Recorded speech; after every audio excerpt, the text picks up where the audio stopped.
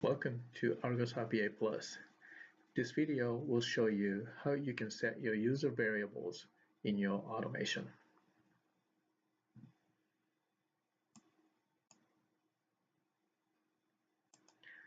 Initially, there's no user variables defined in your automation.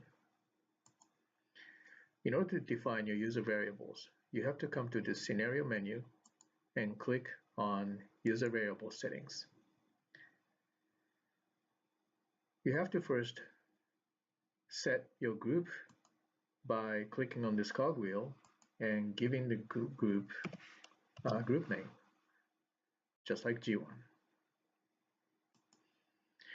And inside this group name, you can actually set your variable names just by giving a name and pressing plus.